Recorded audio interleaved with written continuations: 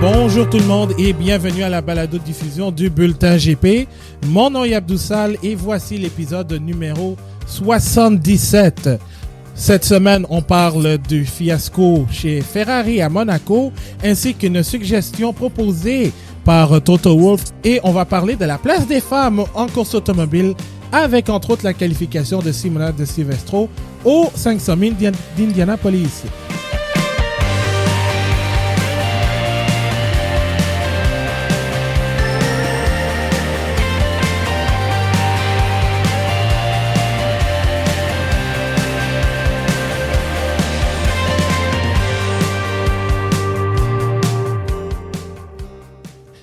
Alors bonjour ou bonsoir, peu importe où vous êtes, bienvenue à cet épisode numéro 77. Normalement, j'aurais débuté l'épisode avec un hommage à Valtteri Bottas, mais il y a deux raisons pour cela. La première, je pense qu'il est encore fâché après son abandon crève-cœur au Grand Prix de Monaco dimanche dernier. Mais aussi parce que on vient de perdre une figure importante dans le monde de la course automobile. Évidemment, cette semaine, on a appris, je pense que c'était lundi, on a appris le décès de Max Mosley, l'ancien président de la Fédération internationale de l'automobile à l'âge de 81 ans. En fait, Mosley était l'ancien président de la FIA depuis entre 93 et 2009. Et il a beaucoup aidé dans le monde du sport automobile, entre autres avec la sécurité, surtout après les événements tragiques d'Imola 94. Et il était un des gros représentants présents lors des funérailles de Roland Ratzenberger. Mosley était une figure très controversée, entre autres, évidemment avec son père qui a eu un passé assez raciste et nazi. Et évidemment, c'est cette histoire d'orgie dont je ne reviendrai pas en 2008-2009 en fait, et qui a mené en fait à son non-renouvellement de son mandat en tant que président de la FIA. Mais il ne faut pas oublier aussi que il a été avocat et ensuite est passé comme cofondateur de March F1 Team, March Racing Team, qui a donné la chance à des pilotes comme Ronnie Peterson et Niki Lauda de faire leurs preuves en Formule 1. Et évidemment, avec Bernie Ecclestone, ça a été une des grandes figures pour ce que la Formule 1 est devenue aujourd'hui, un des gros sports avec évidemment la FOCA et cet accord le fameux accord Concorde. Alors, évidemment, nous voulons offrir nos sympathies à la famille et aux proches de Max Mosley qui a eu, malgré son passé controversé hors des pistes, a eu un succès énorme en course automobile. Et on peut lui dire merci pour l'apport à la sécurité qui nous a amenés. Alors, on va passer tout de suite, en fait, on va revenir sur le forfait crève-cœur de Charles Leclerc au cours du Grand Prix de Monaco. Il était parti en pole, mais à quelques secondes de la fin, il a eu un accident et comme tout le monde a été obligé de s'arrêter, de mettre fin à leur tour, eh bien, ça a permis à Leclerc d'obtenir la pole, mais à un prix énormément coûteux, c'est-à-dire des problèmes d'arbre de transmission, des problèmes de boîte de vitesse, et ainsi le forfait avant même de pouvoir prendre le départ. Alors, il devient ainsi, si je me souviens bien, le 5e pilote à obtenir la pole sans nécessairement débuter le Grand Prix, en fait. Alors, ça, on en reparlera, mais il y a une suggestion qui est passée au cours du week-end, entre autres suggérée par Toto Wolff et quelques experts d'IndyCar. Ce serait que si un pilote devait causer un drapeau rouge, on pourrait tout simplement supprimer les deux meilleurs tours, comme ça se fait en IndyCar, et ça c'est la règle numéro 8.3.4, si une voiture cause un drapeau rouge dans n'importe quel segment, les deux meilleurs tours de la voiture dans ce segment seront enlevés et la voiture ne peut tout simplement pas continuer. Alors, je voudrais avoir votre opinion là-dessus. Est-ce que vous pensez que c'est une règle qu'on devrait voir en Formule 1? On va commencer avec Anna Maria. Et bonjour, bonsoir. Ah oui, comment vas-tu, Anna Maria? J'ai oublié de vous présenter. Ça va bien. Ça part bien. Wow. Désolé, j'ai oublié de vous présenter. Donc, c'est Anna Maria Mercado Lopez. Comment vas-tu? Wow. Ça va. Là, là. Ah là là.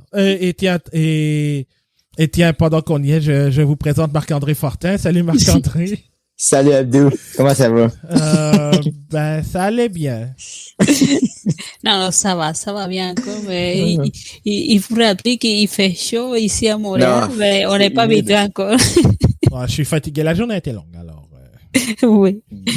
Donc, Anna Maria, qu'est-ce que tu penses de la suggestion de supprimer les meilleurs tours de pilotes qui causent un drapeau rouge? Mais qu'est-ce que je pense, c'est que à chaque fois qu'il y a quelque chose qui nous convient, on va la chercher. Maintenant, ça sort que pourquoi pas enlever les tours à drapeau rouge, mais il faut voir avant c'est quelle la situation. Parce que c'était pas quelque chose que se fait exprès. Mm-hmm. En plus, de mon côté, je pense que on a 10 minutes pour 10 autos chercher son meilleur temps. Mais si tout le monde garde tout pour la dernière 2 minutes, c'est sa faute s'il n'est pas capable de faire un tour rapide. Ouais. Parce que oui, il aurait le droit de protéger, mais aussi, c'est pas la faute de Leclerc, il était déjà pénalisé. Son auto, il même pas sorti dans la course. Et aussi, maintenant, on dit, on va chercher à indiquer parce qu'indiquer, ils font ça. Mais regarde, dans la retransmission de RDS, il y a un pilote d'indicar qui fait les commentaires. C'est Patrick Carpentier. Patrick Carpentier. Et c'est là qu'il demande à Patrick Carpentier, mais toi, tu étais là à indiquer. Qu'est-ce que tu penses de ça? Il disait, non, c'est les pilotes, on n'est pas d'accord. Parce que ça enlève la émotion. Parce qu'il dit, après tout le monde, à la place de chercher un tour rapide, il cherche juste pas faire le drapeau rouge parce qu'il va se faire enlever le meilleur temps.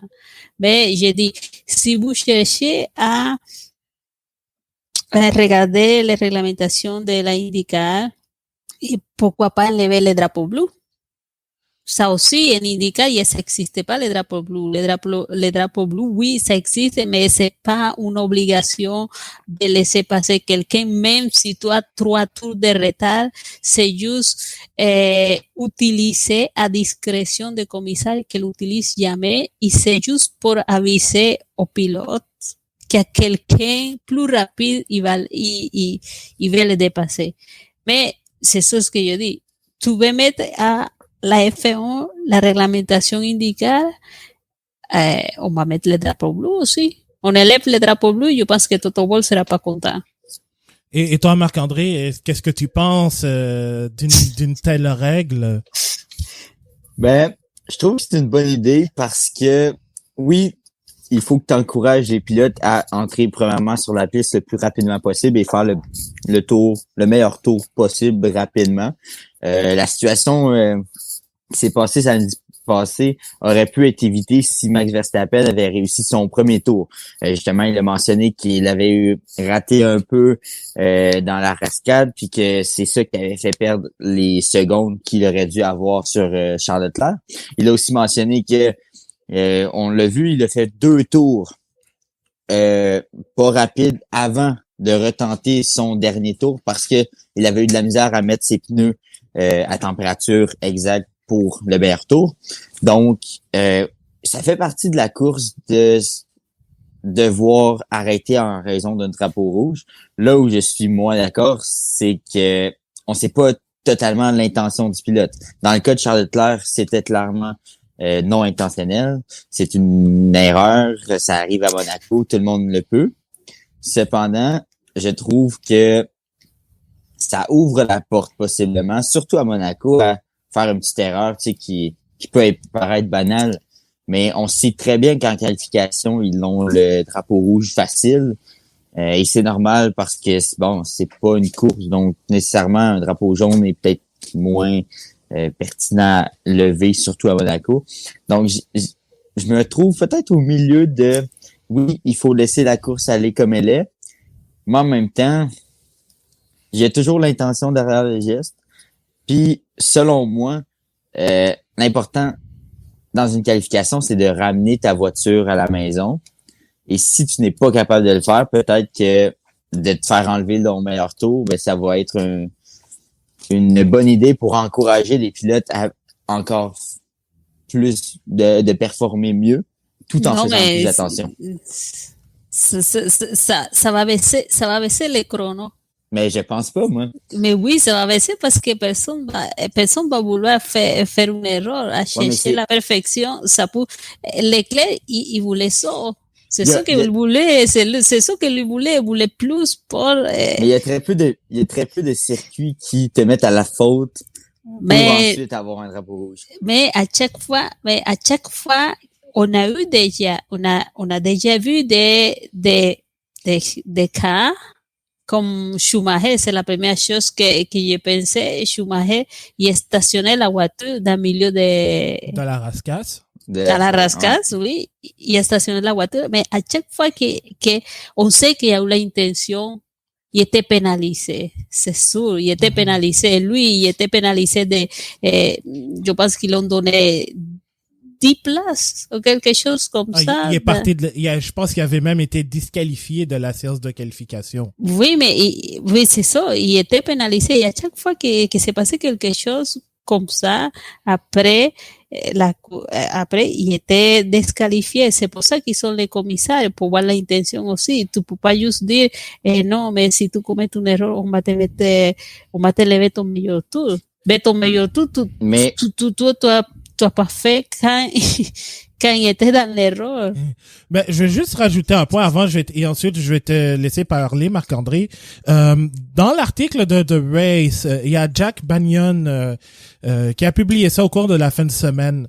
Évidemment, quand je dis la règle en IndyCar, ça s'est passé un peu plus tôt cette année avec Félix Rosenqvist chez Arrow McLaren, qui a eu un accident à sa première présence et ça a entraîné un drapeau rouge.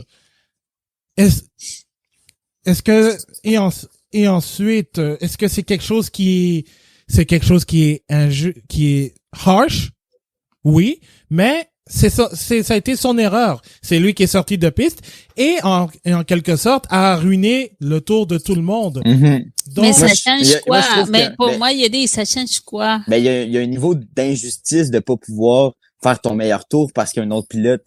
Non, mais ça change quoi dans la grille? Ça change rien parce que tout le monde. Non, parce que les gars, de toute façon, son auto était endommagé. Oui, il pouvait même pas sauter. Fait que ça change rien. C'est injuste pour Max, pour Bottas, pour Hamilton qui voulait améliorer son aussi. temps. Et mais oui, Leclerc, si tu enlèves son temps à Leclerc, ça change rien pour les autres. Pareillement, il peut pas faire son tour.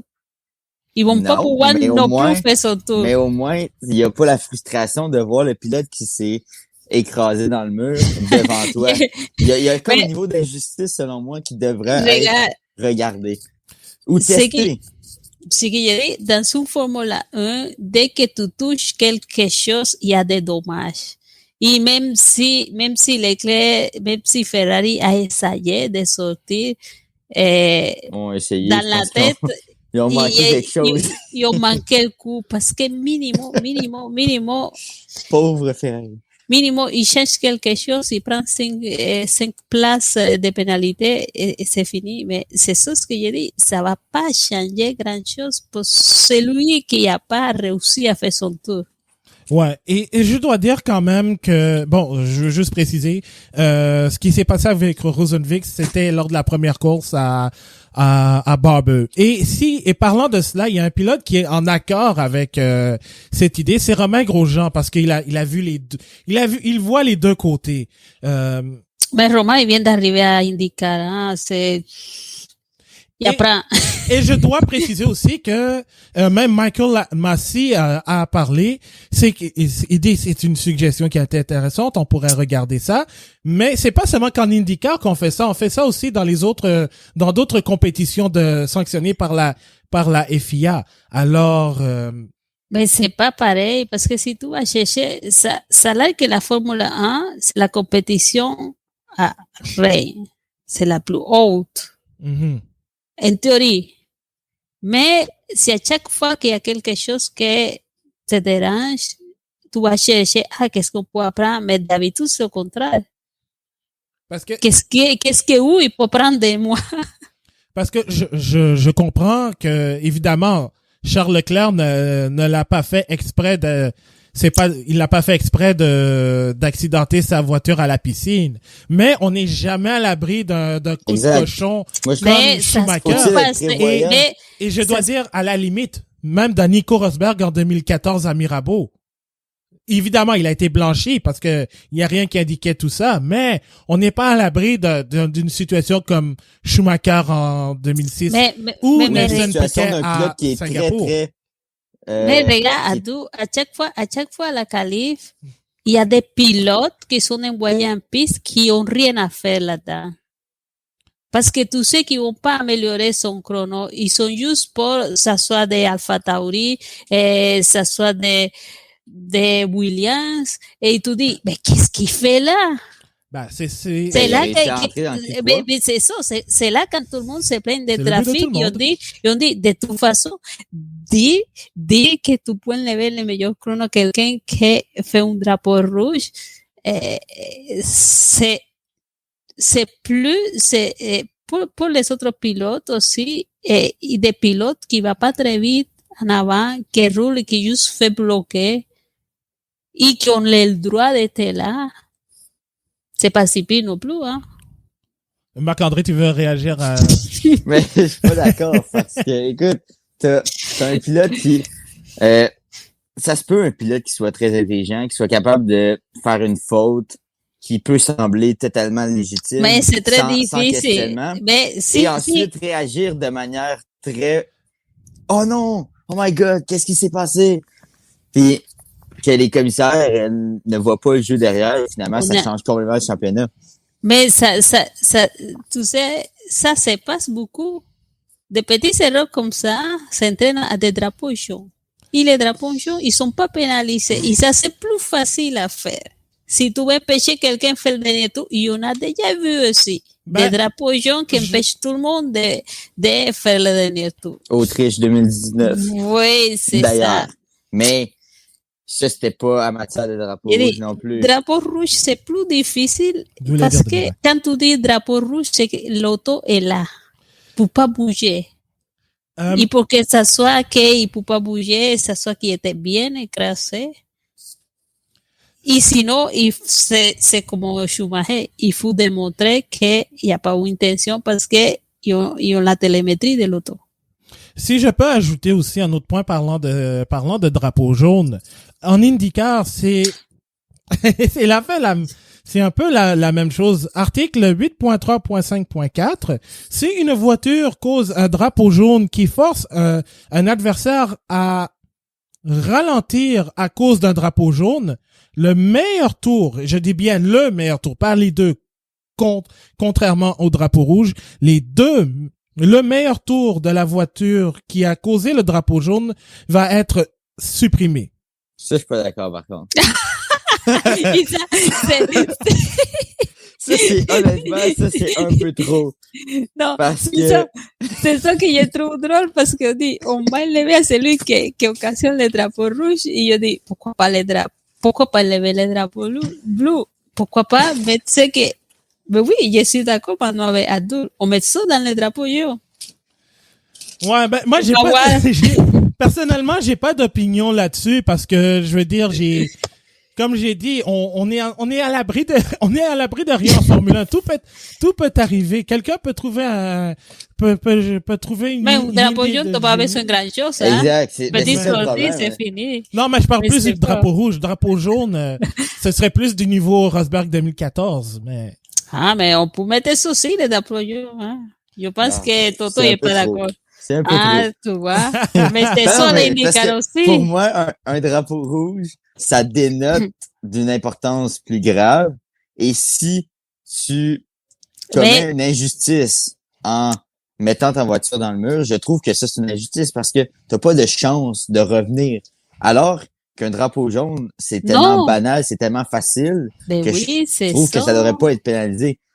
Mais pour qu'un pilote il fasse un drapeau rouge, il y a des dommages. Mhm. Et dans Formule 1, c'est difficile de faire, hein, on va le faire exprès, même si il y a des gens qui ont pensé que Leclerc le fait exprès. Non, ça endommage son auto. Dès que ça touche, je faisais la blague, c'est pas un NASCAR que tu peux les donner des coups, faire n'importe quoi, et un Formule 1, ça touche, ça continue à rouler. Mais en Formule 1, ça touche, il y a des dommages que on se rend même pas compte et après ça marche pas. Ouais. Ben, d'ailleurs, Avec ça, il est déjà pénalisé. D'ailleurs, je mettrai le lien de l'article de la chronique de Jack Banyan, qui est un spécialiste IndyCar à The Race et qui a un podcast aussi avec J.R. Hildebrand, pilote qui a terminé deuxième il y a 10 ans de cela lors des 500 000 d'Indianapolis. Alors, j'aimerais avoir votre opinion là-dessus. C'est un sujet qui est, comme vous l'avez vu, qui est assez houleux. Si c'est déjà houleux ici même dans le bulletin GP, imaginez lorsque ces suggestions ont pris ont commencé à exister en fait au cours du week-end. Et justement, on va rester dans le cadre de Ferrari. On en avait parlé lors de notre émission d'après-course dimanche, mais le fiasco du dimanche à Monaco, est-ce que on peut blâmer Ferrari de ne pas avoir... Oui. Ouais. Oui. Les nouvelles informations qu'on a obtenues étaient que Ferrari avait vérifié la voiture, mais pas complètement. Oui, c'est Pourquoi? ça. Je ne sais pas. Mais les nouvelles informations font passer Ferrari pour des caves. Je suis désolé de l'expression, là. Holy fuck. Mais honnêtement, t'as une voiture qui était très accidentée. T'avais une voiture qui, visiblement, avait des problèmes. Pour moi, là, il faudrait vérifier. Il y a encore la règle entre samedi et dimanche, les mécanos doivent travailler un temps X. Est-ce que cette règle-là est encore valable? Parce que je sais qu'il y avait... La règle du parc fermé. mais regarde, qu'est-ce qui se passe? Mais justement, je trouve que c'est inacceptable pour une écurie comme Ferrari de pas aller au bout et de survérifier, surtout quand tu as une pole à jouer. T'as pas une 10e position, là, t'as une pole à défendre. Et à Monaco, c'est tellement difficile à dépasser que c'est inacceptable de pas mettre ta voiture sur le parquet. Puis c'est ça. Ouais, pour moi, c'est vraiment inacceptable pour l'écurie. C'est inacceptable parce que Binotto, il a voulu gagner sa session là. Il dit, on va gagner Monaco. Après ça, oui, on est comme tranquille. C'est ça, j'imagine dans sa tête, c'est ça. On gagne Monaco, on fait qu'est-ce qu'on peut et après, on est bien. Mais on non, est bien, mais maintenant, pas du tout. Il est pas du tout bien. C'est pire. En plus, c'est lui-même. Lui-même a dit, peut-être il y a des dommages, il faut pénaliser. Après. C'est un très mauvais pari, on va se le dire. Là. Ouais. Parce qu'une 6e place, c'est intéressant quand même, là. On va se le dire. En plus, il dit, c'est pas la voie de vitesse. Quand ça calait, il dit, non, il n'y a pas de problème, c'est pas la voie de vitesse, il n'y a pas de problème, c'est pas, comment, se protéger dès que c'était la bonne décision, mais non, c'était l'accident parce que ils ont même pas fait toute l'inspection au complet et disons que comme c'est l'auto, c'était un crash, il avait le droit de tout réparer. Mhm. Il va juste pénaliser s'il y avait des pièces en dedans qu'il fallait changer. Là, Mais je pense c'est la que pénalité, mais ils sont concentrés dans la boîte de vitesse. Ils ont dit, non, mais parce que côté gauche, ça n'a pas touché, on ne m'a pas regardé. Mais oui, a touché quand tu vois les vidéos. Mais oui, ça a touché aussi. ça touche, puis un choc en Formule 1, Mais oui. on le sait, là, tout peut briser, c'est tellement fragile. Puis une chance, parce que les pilotes sont protégés à cause de ça. Ouais. Mais un simple petit contact peut créer une vibration d'un côté à l'autre qui peut mener justement à des problèmes comme Leclerc a connu. Et écoute, c'est inacceptable. Une 6e place aurait été excellente pour Ferrari. Ben oui, c'est clair que peut-être si j'avais eu des pièces à pénaliser, bien sûr. Oui. Mais ça, côté transmission, habituellement, il n'y a pas de pénalité. Donc, il aurait pu le changer parfaitement comme si rien n'était. Puis, écoute, honnêtement, j'étais dimanche, on s'en était parlé justement, Ferrari semblait bien s'en tirer. Mais là, aujourd'hui, c'est ça. C'est complètement... Non, il y a plus. Ce qui me dérange le plus, c'est que dans les discours, après qu'ils ont tout inspecté à Maranello, dans les discours, ils ont voulu mettre la faute sur Leclerc. Parce qu'on dit, c'est la faute de l'accident. Et ça me dérange parce que oui, lui est la faute de l'accident, mais que tu n'as pas réparé la voiture comme il faut, c'est ta faute. Ouais. Oui, et s'il devait pousser autant, c'est parce que la voiture est pas très au point aussi. Mais oui, c'est ça. Ah bien, justement, en parlant de Leclerc, parce que oui, on a beau, avec raison, blâmer Ferrari pour ne pas avoir pris un pari risqué de ce genre, de prendre la pénalité et de au moins obtenir un podium, un très bon résultat, parce qu'au final, ils ont perdu quoi? 3 points sur McLaren? Ouais, à peu près. Tu vois, si Leclerc était là, je pense que Ferrari aurait été le grand gagnant du week-end. Alors, moi, la question aussi que je me pose, Anna Maria, tu parlais de Ferrari qui blâmait Leclerc. Est-ce que, justement, parce que je lisais des articles, des chroniques qui disaient, est-ce que Leclerc pourrait aussi changer son approche aux qualifications, surtout à Monaco? Je pense pas. On se souvient des résultats de Max Verstappen en qualification en 2017. Ça l'a brassé d'affronter le mur à Monaco. Depuis, honnêtement, il n'est plus le même. Depuis les critiques de tout le monde en 2018 où on disait, Max Verstappen, il va jamais être capable de donner des résultats à Red Bull. Il est immature. Il est pas capable de saisir les opportunités et d'être calme au bon moment. Et regardez aujourd'hui, qu'est-ce qu'il fait, c'est magnifique. Donc, je pense qu'il faut juste laisser le temps à Charles Leclerc de trouver sa voie en Formule 1, sa manière d'être en Formule 1. Ça a pris plusieurs années à Max Verstappen. C'est normal, il était jeune lorsqu'il a commencé. Mais aujourd'hui, si on reprend les commentaires d'un certain Jacques Villeneuve, par exemple, à la télé française, il le fait mentir et pas à peu près. Parce que je me souviens que Jacques Villeneuve est presque en train de donner le billet à Max Verstappen du départ de la Formule 1 pour lui dire, écoute, c'est pas ta place. Là. Et là, aujourd'hui, il est premier au championnat. Il s'en va possiblement peut-être chercher un premier championnat au monde. Donc, tu sais, je pense qu'il faut juste laisser le temps à Charles Leclerc de trouver sa voie. Et à Monaco, les erreurs sont faciles à faire. Ouais. Puis, quand tu veux, pour moi, j'aime ça un pilote qui veut pousser au maximum. Et bon, si quelque chose arrive, si tu es prêt à bien contrôler la voiture, au moins, je pense que l'intention de faire le mieux peut être bon pour un pilote. Mais c'est clair, tu fais une erreur, puis à la piscine, tu fais une petite faute, puis c'est fini.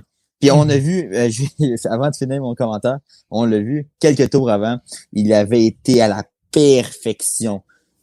Il avait tout juste tourné, là. Quand on parle de frôler la barrière, là, il l'avait fait. Et cette image-là m'est restée en tête parce que lorsqu'un pilote réussit à faire ça à la piscine, pour moi, c'est du bonbon, là. Ben, justement, avant de laisser parler Anna Maria, moi, je pense, je viens d'avoir un flash. Vous vous souvenez, l'année dernière, on avait, dans certains de notre podcasts, entre autres après le Grand Prix de Sakir, parlé de Charles Leclerc qui avait yeeté Perez et Verstappen d'un coup au premier tour. Et on avait tellement parlé de Leclerc qui était trop agressif pour rien, entre autres au premier tour. Et c'est peut-être ça aussi. Le truc, ce sont des erreurs globales. Et je sais pas si on pourrait ajouter aussi son accident à Bakou en 2019, son fameux I am stupid. Mais c'était une qualification où Ferrari aurait peut-être pu jouer les troubles faits à Bakou. Donc, je sais pas si globalement, ce serait ça aussi qu'on pourrait reprocher à Leclerc. Mais je pense que globalement, Leclerc, il y a beaucoup d'erreurs encore, il apprend, mais on a como, il se voyait pas parce que on était juste en train de critiquer à Vettel tout le temps. Parce que tant que le focus était mis sur Vettel, on était comme non, c'est nouveau, il arrive à l'équipe, il faut le laisser apprendre. Ben maintenant, c'est sûr que c'est le premier pilote. Une petite erreur, c'est plus grave qu'avant. Tout le monde va le regarder, tout le monde va dire, ben lui, c'est le premier pilote, lui, il devrait pas faire cette erreur. Mais aussi, il faut voir que Leclerc, il y a un problème avec Monaco. Ouais. C'est pas juste qu'il y a pas, on dirait que Monaco serait le circuit que lui, il devrait connaître le plus. Il habite là, il roule là tout le temps. Mais on dirait que, je sais pas si c'est le stress ou quelque chose, ou lui, il va tellement performer à Monaco que ça finit jamais. Ben, moi, mais il est fait un F2, un F1, il jamais finit une course à Monaco. Ouais. Oh, Marc-André, tu veux ajouter quelque chose? Est-ce que pour vous, le talent d'un pilote peut se voir à Monaco? Est-ce que pour vous, c'est un signal d'alarme qu'il ne soit pas capable de terminer Monaco? Mais je dis que Monaco, c'est des circuits les plus techniques. Ouais. C'est pas la vitesse, c'est pas la voiture des fois, c'est un des circuits les plus techniques qu'il y a. Il faut pas toucher les murs, il faut faire attention à chaque tunnel, n'importe quoi. Avec quand tu vois qu'un pilote est capable de performer à Monaco, c'est pas si mauvais pilote. Wow. Parce que honnêtement, je vous pose la question parce que j'étais très indécis sur ma position. J'ai l'impression que Monaco, justement, c'est tellement technique, mais c'est tellement mental. Oui. Oui, aussi. C'est différent. Je trouve qu'on peut peut-être être moins dur envers un pilote à Monaco parce que c'est mentalement tellement difficile. Parce que, juste comme ça, j'ai la liste des vainqueurs, à Monaco. Il y a un certain Nigel Mansell qui n'y est pas, puis il a gagné le championnat du monde. On considère comme un des plus grands pilotes de tous les temps. Nelson Piquet, je regarde rapidement. Nelson Piquet aussi, triple champion du monde. Je pense qu'il n'a jamais gagné à Monaco. Alors. Ouais, ben c'était intéressant d'avoir ce point de vue-là aussi. Là. C'est ça. Parce que parce que oui, Monaco, c'est je sais, je l'ai tellement entendu et quoi que c'est vrai. C'est le diamant de la Formule 1. Alors, évidemment, tout le monde veut gagner à Monaco. Donc, et comme tu l'as dit, Marc-André, c'est un circuit où tu as besoin de toute ta concentration. Alors, pour Charles Leclerc, le simple fait, par exemple, d'avoir essayé 2 fois ça a fonctionné, mais l'autre, ça a raté de dépasser Alarasca. C'était osé. Mais il a réussi une fois sur Grosjean, mais l'autre, il l'a carrément raté et c'est ce qui a causé à son abandon. Je veux dire, c'est vrai que c'est difficile de dépasser. Il faut que tu prennes tes chances, mais il ne faut pas le faire à tâtons. Donc, c'est peut-être ça. Mais lui il avait la tête. Parce que ça, ce genre de... Lui, il était pas content la dernière fois qu'il s'est crassé 2 fois dans la même course. Écoute, il est jamais content. Il est jamais content. Et c'est ça aussi. Et c'est ça aussi que c'est quelque chose que et j'aime ça voir un pilote qui est capable de s'auto-critiquer, mais tout le temps. Ouais, ça vient lourd, je ça trouve. devient lourd. La première fois, c'était cute, c'était beau. Mais c'est ça. Mais aujourd'hui, pour moi, c'est un peu trop. Tu sais, à un moment donné, t'as pas besoin de t'excuser et de te lamenter par la radio. Mais juste te concentrer, faire ton travail, c'est tout. Tu peux aller voir ton équipe dans le garage après, puis faire une petite réunion, puis leur dire, regarde, c'est mon erreur, je suis vraiment désolé. C'est ça. Mais à la radio, ça devient un peu trop, je trouve. Mais c'est pareil comme Hamilton. On parle pas aujourd'hui de Hamilton, mais c'était un mauvais fin de semaine pour lui. Non, mes pneus, ils tiendront pas, les gars. Non. Mais cette fois, c'était vrai. Il y a rien qui marchait. La qualif, il a pas marché. Et dans la course, il s'est fait. Ils ont fait un décalage. J'ai dit, OK. On faisait la blague parce qu'on dirait qu'on dit, Stroll il était 8, lui était 7. Et j'ai dit, Stroll il est capable d'arrêter et peut-être revenir devant Hamilton. C'est fou. C'est fou, mais c'est ça Monaco. Ben oui. C'est ça, c'est des bons réglages, la bonne pression. Concentration. Et ça aussi était accru quand même, puis la concentration. Et maintenant, aujourd'hui, on parle de Ferrari et on parle de Leclerc, mais j'ai un petit cadeau pour Hamilton. Lui était pas gentil envers son équipe non plus. Il a mis la blâme sur l'équipe parce qu'elle a dit non, moi, je commets jamais des erreurs. Et l'équipe, il doit apprendre. Mais regarde, avant l'équipe, il fait des belles stratégies pour toi, il te fait avancer, il te fait gagner. Aujourd'hui, ça n'a pas marché et c'est pas grave. Tu passes à autre chose puis tu. Non, à la place de dire, on parle avec l'équipe, c'est pas grave. Il dit non, j'ai rien à me rapprocher. Et l'équipe, c'est ça. Maintenant, je vais penser si mon contrat est renouvelé ou non. Regarde, Hamilton, combien de fois il te fait gagner cette équipe? Je dirais, je vais prendre, c'est ce qu'il a dit, moi, j'ai trouvé que c'était un peu arrogant. Ça, c'est beaucoup. Vrai. Beaucoup arrogant. Je veux dire. Énormément. C'était arrogant, d'accord. Mais, on n'est pas du niveau d'Alain Prost, qui qualifie une Ferrari de camion uniquement pour se faire. Mais c'est fait renvoyer aussi, hein. Oui, c'est ça. Alain Prost s'est fait renvoyer pour avoir qualifié. Il n'y a pas d'autres opportunités. C'est ça. Puis ça a été une année sabbatique, c'est pas pour rien. C'est ça. Donc, mais des fois tu dis ça, mais tu n'as pas l'opportunité de répéter 2 fois. Hein? Mais Hamilton, j'ai trouvé que c'était pas premièrement sympathique, mais on dirait qu'il a oublié que la semaine d'avant. Oui. C'est son équipe. Bono, il l'a fait gagner, hein. Bono l'a fait, Bono à la base. Bono et Brackley, en quelque sorte. Mais c'est l'usine en arrière qui l'a fait gagner, puis qui a fait les chiffres puis les mathématiques pour s'assurer que Hamilton avait la victoire en poche. Tu sais, tu travailles en équipe, tu gagnes en équipe et tu perds en équipe.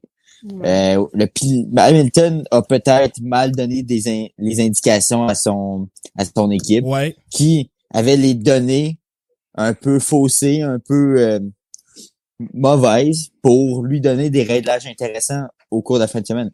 Est-ce que l'idée de Mercedes de pratiquement tout changer les réglages était une bonne idée? Non. Mais peut-être que Hamilton avait un certain tort là-dedans. Puis aujourd'hui, on voit que le résultat est ainsi. Fait.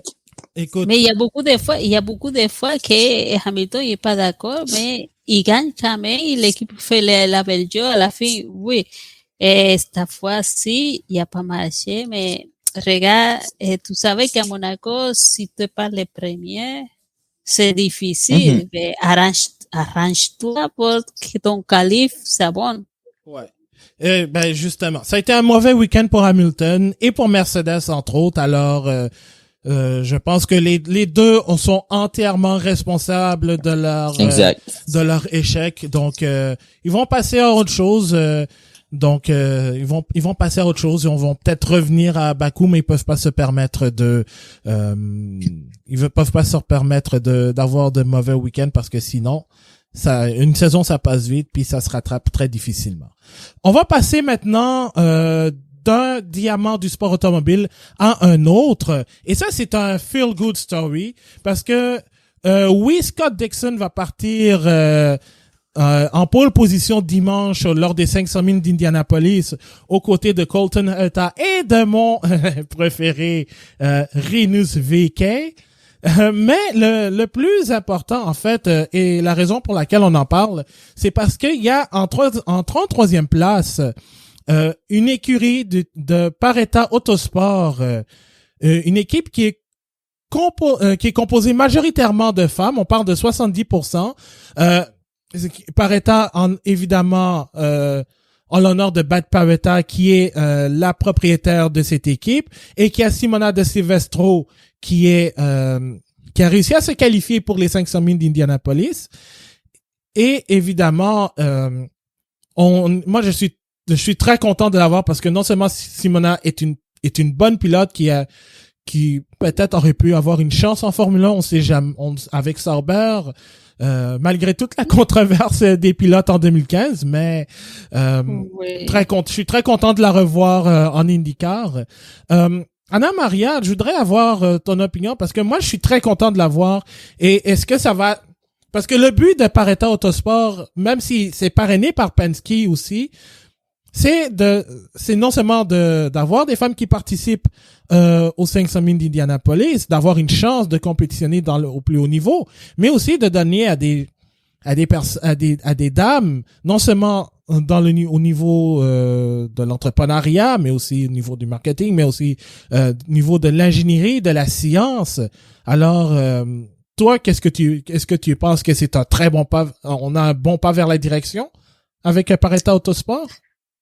Mais oui, mais chaque essai, je dis, chaque chose qu'on fait pour encourager les femmes, c'est une bonne chose. Oui. Et en plus, avec Simona et IndyCar, c'est très bon parce que il y a déjà l'expérience en IndyCar aussi. Oui. Dans sa première participation à Indy 500, parce que maintenant c'est la 5e fois que elle participe à la course. Mm-hmm. Et la première fois, il arrivait 14. Ouais. Quand même, c'était pas une mauvaise chose, mais c'est bon montrer, essayer, faire quelque chose et dire, regarde, la fin, on est capable aussi, c'est pas juste des sports de hommes.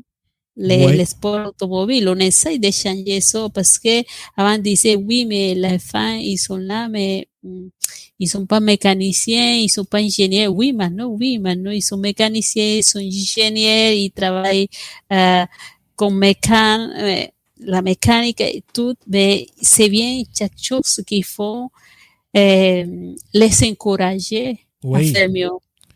Et parce que aussi, il faut préciser, il y avait pas seulement Simona De Silvestro, il y a évidemment Danica Patrick, il y a aussi Pippa Mann qui s'est qualifiée à nombreuses reprises aux 500 000 d'Indianapolis, il y a Sarah Fisher, et même la première c'était Janet Guthrie. D'ailleurs, il va avoir une adaptation de son exploit au cinéma et ça va être l'actrice Hilary Swank qui va jouer le rôle de Madame Guthrie. Elle s'était qualifiée aux 500 000 en 1977. Alors, moi, je dois dire, je suis très content de voir que on donne la chance parce que c'est en faisant ce genre de mouvement, comme tu l'as dit, Anna Maria, qu'on peut faire avancer les choses, qu'on peut éviter de trop, comment dire ça, rendre ça machisme, parce que on doit se le dire. La course automobile, je vais me faire lancer des tomates, je m'en sacre. Il y a encore un côté machisme. Il y a encore un Oui. côté de machisme. Et justement, je sais que ça va paraître woke aussi, mais de l'inclusion aussi, c'est bon parce que juste à voir ce que Hamilton doit subir semaine après semaine. Bon, hormis Monaco, on va s'entendre. Ça, c'était 100% sa faute.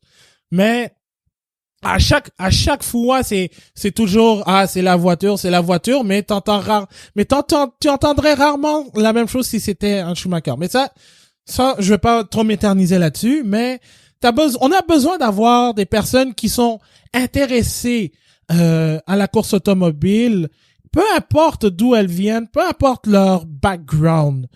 Et justement, l'idée de Paretta Autosport d'avoir une équipe majoritairement féminine, ça va donner une grande visibilité, surtout dans une des courses les plus importantes du sport automobile, même plus importante que Monaco, soyons honnêtes. Alors, moi, je dis chapeau à Beth Paretta. Elle a déjà fait les 500 000 d'Indianapolis à plusieurs reprises. Elle sait comment ça marche. Et le simple fait d'avoir une Simona de Silverstone, quelqu'un qui connaît le milieu, c'est un très bon plan. Et qu'elle soit première ou 33e, au moins l'important c'est qu'elle soit là dimanche. Et il y avait 35 voitures. Elle en a battu 2. Donc c'est déjà c'est un très très bel exploit et je dois dire félicitations. Et je dois pas regarder ça seulement en IndyCar. Par exemple, l'Extreme E, dont la deuxième course de la saison a lieu ce week-end au Sénégal. Mais je sais pas pour me vanter là. Mais tu vois, il y a un équipage masculin et féminin.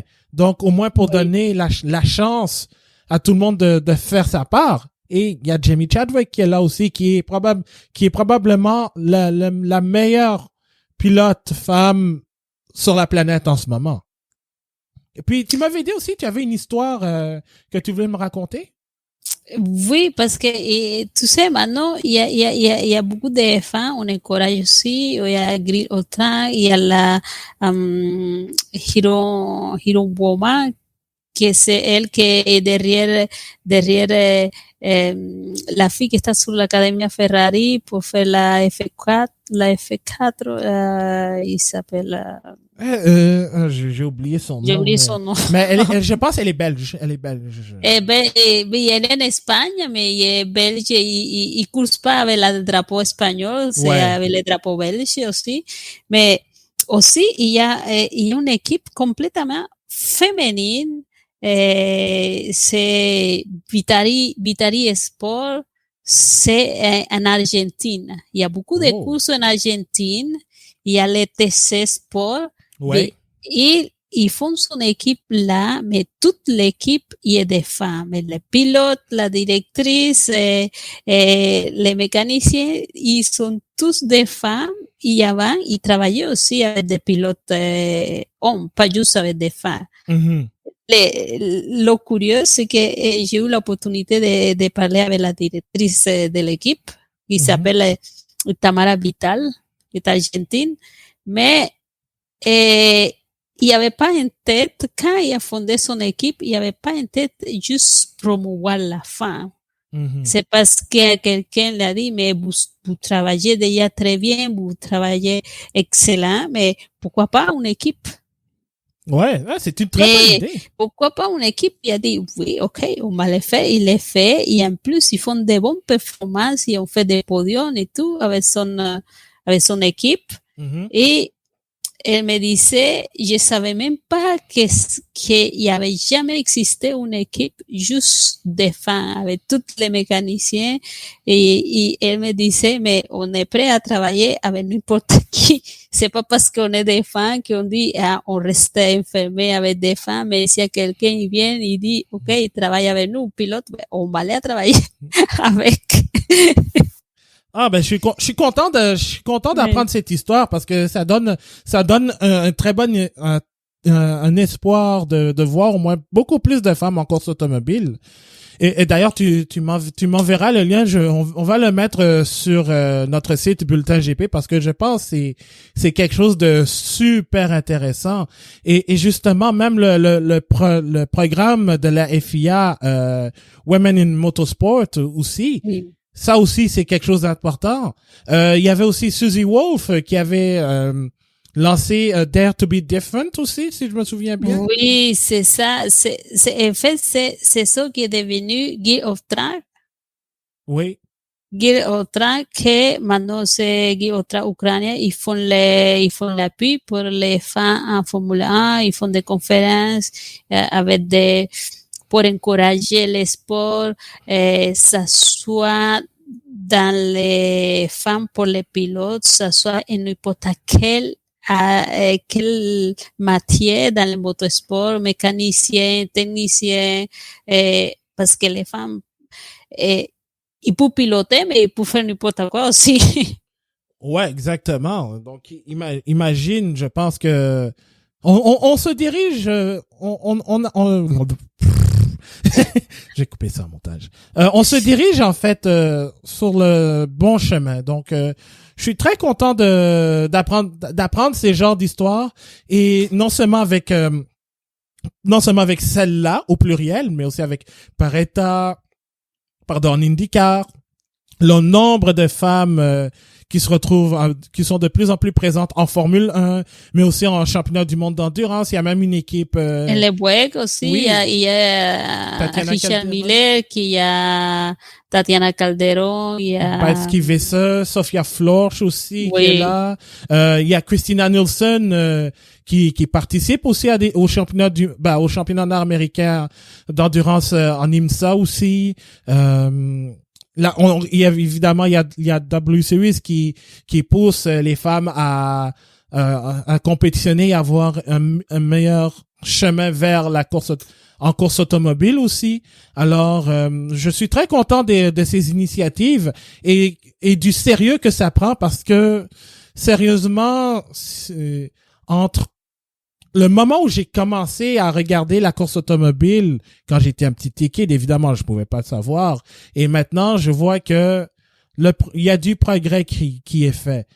Énormément de progrès qui est fait. Alors, si ces genres d'initiatives continuent d'être prises au sérieux, ben, un jour, on va peut-être avoir un peu plus de femmes en course automobile et que elles vont pas être jugées par leur sexe, mais par leurs aptitudes, leurs habiletés. Alors, maintenant, c'est comme, qu'est-ce qu'on veut faire, c'est encourager les filles, parce que tu te retrouves que dans les karting, c'est que tout commence. Mais ici, il y a 50 garçons pour une fille. Après, on retrouve qu'il n'y a pas beaucoup de filles. Mais maintenant, avant de la façon qui était d'exposer le sport, on encourageait pas les filles à courir. Exactement. C'est que maintenant, il y a des figures, ils voient, ils disent, ok, mais les filles aussi pour courir, fait que les filles sont plus intéressées. Aussi que le sport, il devient plus sécuritaire, fait que on essaye je dis, les parents aussi sont plus à l'aise, laisser la petite princesse prendre l'auto. Exactement. Puis je lisais un article aussi qui disait que et c'était en entrevue avec une pilote saoudienne, Assel Al-Hamad, qui avait dit il y a 1,5% des permis de course qui sont attribués à des femmes. 1,5%. Oui. C'est très peu. C'est très peu en ce moment là, donc. Mais aussi, tu sais, on parle de Simona de Silverstone, qu'est-ce qui t'est arrivé parce elle était en Sauber. Ouais. Et il s'avait fait promis de cesser pendant un week-end de F1. Ça a été programmé pour se faire aux États-Unis. Mm-hmm. Mais qu'est-ce qui s'est passé? À la fin, les sponsors, Simona n'y a pas arrivé. C'est ça. Avec les sponsors, c'est ça. Il y avait pas beaucoup de monde qui encourageait les filles, mais que à la fin, il s'est dit non, c'est non, mais parce que quelqu'un d'autre il a proposé plus d'argent, il y a plus de gars. Aussi, la question c'est que pour chaque fille qui se présentait, chercher un sponsor, il y avait 10 gars. C'est ça. C'est malheureusement ça. C'est encore un problème d'argent. Donc, mais maintenant, c'est un peu différent parce que, disons que quand on élevait les filles de la guerre, comme ça, les pompons gays. Ouais, les Great Girls. Et ça, c'est une bonne chose que ce soit parti. C'était une bonne chose parce que ça enlève un peu l'image que le monde avait de la femme dans le motosport. Vraiment. Oui, et ça, c'est une petite chose qu'il y avait des monde qui n'étaient pas contents, mais ça donnait beaucoup. Oui. Parce qu'on arrêtait de regarder les filles comme une décoration dans la course. Exactement. Et ça, c'est une bonne chose. Et justement, avec ce que avec un article qui était sorti dans la presse concernant une étude du Conseil des Montréalaises avec le nombre d'harcèlements, d'agressions sexuelles qui ont lieu pendant le Grand Prix du Canada, c'est juste dégueulasse à lire. Et ça montre encore que l'environnement de la course automobile est majoritairement machisme. Je suis désolé de le dire comme ça, mais c'est pas mal ça. Et j'espère voir une diminution aussi. Alors, déjà avec et pour revenir avec Paretta Autosport, je souhaite tout le meilleur à Beth Paretta ainsi qu'à Simona de Silvestro parce que ça c'est une expérience non seulement qu'elle va refaire année après année, mais j'espère que ça va se traduire aussi avec quelques courses en IndyCar au cours de la saison. Peut-être pas pour cette année, mais peut-être à partir de 2022-2023. Ouais, c'est ça. Qui sait? C'est ça qui est le plus difficile quand tu arrives haut. Il n'y a pas beaucoup de pilotes féminins. Maintenant, il n'y a pas beaucoup, mais ça sent bien. C'est ça. On se croise les doigts pour qu'il y en ait un peu plus. Ouais. Alors, c'est ce qui complète cet épisode de Bulletin GP, épisode numéro 77. Alors, cet épisode que vous écoutez présentement est disponible sur Google Podcast, Apple Podcast, Spotify, Stitcher et toute autre plateforme de podcast préférée. On se retrouve la semaine prochaine et on va revenir sur les 500 000 d'Indianapolis, justement, et en espérant que ce soit Scott Dixon ou écoute. Juan Pablo Montoya il fasse son 3e.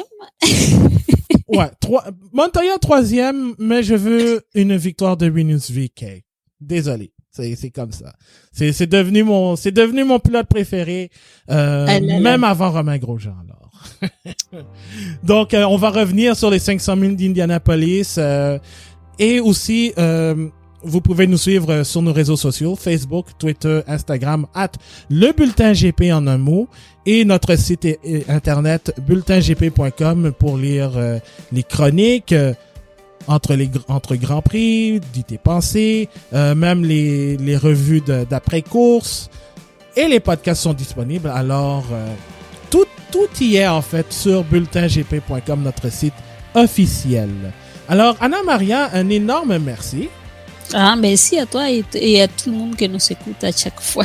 Et évidemment, Marc-André Fortin qui a dû nous quitter un peu plus tôt aussi vous salue. Ça a été un épisode assez houleux, mais c'est ce qu'on aime aussi, ce sont ces genres de débats. Alors, mon nom est Abdoussal, on continue toujours de rouler avec le Bulletin GP et on se retrouve la semaine prochaine. Sur ce, portez-vous bien, restez en santé. Tel le tunnel à Monaco, il y a toujours une lumière au bout. Salut tout le monde!